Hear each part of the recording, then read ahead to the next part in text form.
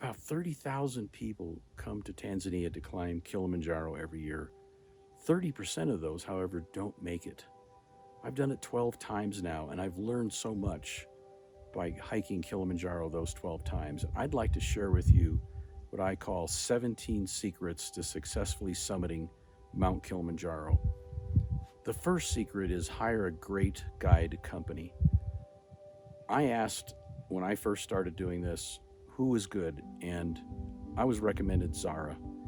They have been a great company. They care a lot about not just success, but safety. So we've had to send people down the mountain that, for one reason or another, couldn't make it.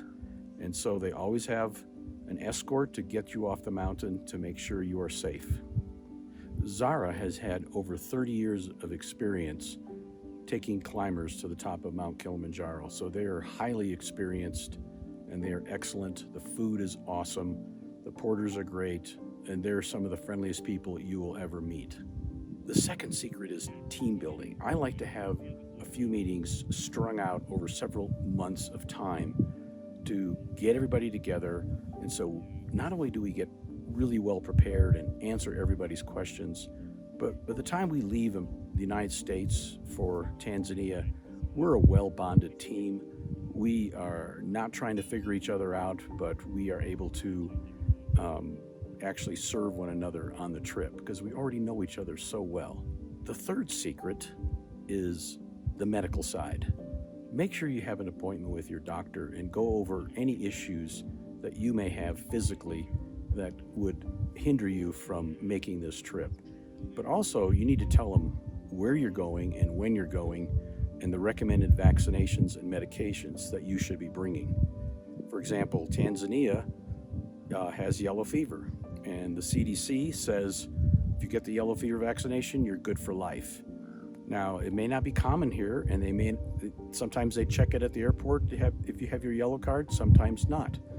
But when you go to Malawi, if you're coming from a country that has a yellow fever, then they will check your card if they know you're coming from Tanzania, because part of our trip is, of course, to go to Malawi to fix water wells. The fourth secret is proper equipment. It is so important to go over the list that I've put together over the years of all the things that I call must have, should have, consider to have. The must haves are things like a 0-degree sleeping bag, trekking poles, a lightweight framed backpack, and the list goes on. And you can see more on the cleanwaterclimb.net website. If you look under backpack, there's a list of all the gear that's recommended to bring. When it comes to equipment, don't skimp at all. I've had people not have their mittens, for example. Summit night is very, very cold. It'll be about 0 at some point along that hike, just before sunrise near the summit. And if you don't have mittens, your hands are going to be really freezing. So don't skimp on the equipment. Get everything that's listed that's a mandatory item to get. The fifth secret to success is fitness and diet. Try to get to what would be considered your ideal weight before the trip. And as far as training goes, you need to be doing 5 hours of cardio a week for 3 months before the hike. And if you're not doing any at all, then you need to back up to like December and start with 1 hour a week, and then January 2 hours a week, and then February 3 hours a week. Depending, of course, on what month we're leaving, but generally our trips are in June or July. So 5 hours of cardio, and that could be not just plain walking. Walking is great for losing weight, but when it comes to getting your heart rate up, you should be doing jogging or stair climber or bicycling or swimming.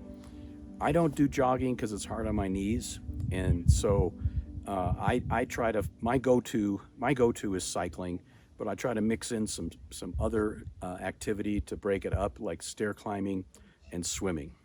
The sixth secret is don't injure yourself before the trip or during the trip. We had a young man once that 2 weeks before the trip, he was on a trampoline and sprained his ankle pretty bad. So he still came, and about day 2.5, halfway into the third day, he just couldn't do it anymore. I think he rolled his ankle again, and that was it. He had to go down. So bad timing. Just be very careful, especially when you're doing all this training that I recommend you do. Don't hurt yourself during that training period. Don't overdo it. And during the trip, you can also hurt yourself. I stepped on a rock that looked like it was solid, and it rolled, and I rolled my ankle and sprained it. That was in 2012, but fortunately it wasn't a bad sprain, and we had some ace bandage and wrapped it up right away, and I was able to continue on. But so before the trip and after the trip, be very careful about injuring yourself. The seventh secret is a successful fundraising campaign. And when I say fundraising, I'm talking about fundraising for clean water in Malawi. Everybody should have a goal of a minimum of $5,000, and that will repair 4 wells for Child Legacy's Water Well Ministry. So if you've already reached your goal by the time we leave America, you're just going to go with even more confidence, and having that confidence is going to help propel you up the mountain. The eighth secret is to go on a safari first. And I'm not talking about just any old safari. First of all, there's an 8-hour time difference between Tanzania and America. And so you're going to have jet lag. Your time clock is going to be off completely. And you want to get over jet lag before you get on the mountain. That is one of the reasons why people fail. They come here and the next day they're hiking up the mountain and they're all jet lagged. The second half of that is acclimatization. We go to Gorogoro Crater immediately after arriving at the airport, and it's a fairly long drive, about 6 hours, but we stay at a lodge that's at the crater rim of this huge caldera called Gorogoro Crater. It's an ancient, extinct caldera, and the rim is at 7,800 feet. So you will be sleeping 2 nights at 7,800 feet, getting over jet lag, and also getting acclimated for the start of our hike, which is 7,800 feet. The ninth secret is pole pole. Pole pole is Swahili for slowly. The guides will control the pace, but sometimes we get somebody that wants a race ahead. Usually it's a young person with lots of energy, and that usually ends up backfiring. You don't want to get altitude sickness, and one way to get altitude sickness is to go up the mountain too fast. So pole pole, you will be reminded of that constantly on the hike. The 10th secret is hydration. It's really important to drink plenty of water while hiking. In fact, it's recommended 3 to 5 liters per day. That's a lot of water. It's tough for me to drink much more than 3 liters, but you're going to be getting served hot tea and porridge and soups. So when you add all that in, you will get pretty close to 5 liters a day. But anyway, hydration is what combats altitude headaches. So altitude headaches are caused by going up and not having enough, and your brain wants oxygen. And so your body is pumping more blood into your head, and your head is solid. You have a solid skull, right? So it can't expand, and that's what causes the headache. So by drinking lots of water, though, it reduces that. Don't ask me how, but it does. The 11th secret is sanitation. It's extremely important that your hands are clean before touching any food and consuming it. Also, do not eat any uncooked food, like uncooked vegetables, for example. If these have been cleaned with water that had any bacteria on it at all, there's a chance that you could get that bacteria in your system, and that would result in diarrhea. And I've seen people have to go down the mountain because of diarrhea. The 12th secret is high caloric intake. There'll be days or times of days that you don't feel like eating, but you've got to make yourself eat, because without eating enough food, you're not going to have energy to climb the mountain. And also, it's very cold at night, and it gets colder as you go up, and you need that consumption of calories to generate heat to stay warm. The 13th secret is sun protection. Sometimes people will start complaining of headaches, and we're trying to figure out, is that a sun headache or is that related to altitude headache? If you wear a wide-brimmed hat and use sunscreen, this is going to minimize the chance that headache is actually caused by the sun. So wear a wide-brimmed hat. Some people think they're dorky. Well, would you rather be dorky and reach the summit, or look cool and not make it and have to go down? The 14th secret is the route. We started using the Lemosho Route a few years ago in 2014 because it's a longer route and it has a lot of up and down. And so as you go up and down and spend more time on the mountain, you will get better acclimated and be able to successfully summit. The more time you're on the mountain, the better the chance of successfully summiting. One more thing about the Lemosho Route is absolutely spectacular. Many of the camps have fantastic views of Kilimanjaro, and along the route there's some amazing vegetation that you won't see on some of the other routes. The 15th secret is the Kosovo Camp. So Kosovo Camp is hardly ever used by anybody.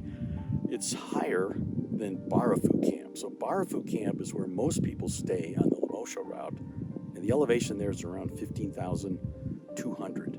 Kosovo Camp is 16,000. So you're 800 feet higher before you go to the summit the next day. Or if it's a midnight summit, again, you are going to be 800 feet higher. And that's just 800 less feet you have to climb in one day. The 16th secret is related to this saying: Americans have all the watches, but Africans have all the time. Basically, what that means is we in the United States are constantly looking at our watches and running around like crazy trying to do a million things. It's not true in Africa. And so what that really translates to is go with the flow. Let them control the entire event. There may be some delays, there may be some changes in plans. Whatever it is, go with the flow. Don't be stubborn and say, well, this is what I thought I was getting. It's always better to just go with the flow. The 17th and final secret to successfully summiting Mount Kilimanjaro is Hakuna Matata. Hakuna Matata means no worries in Swahili. And I started thinking about the verse in Matthew where Jesus says, don't worry about tomorrow. Today has enough trouble of its own. And I found that to be really helpful to tell all the hikers, because the very first day we go from 7,800 to 9,300 or something like that, and you're at 9,000 feet and you're huffing and puffing, and your mind is starting to wander to summit night, and you're thinking, 19,000 feet? I gotta go 10,000 feet higher than this? And you're already worrying about several days ahead of the schedule. So applying Jesus's principle of don't worry about tomorrow, today has enough troubles of its own, I tell people, just work on getting to camp today and pray your way the day that you're in. And that concludes my 17 secrets to successfully summiting Mount Kilimanjaro. Thanks for listening.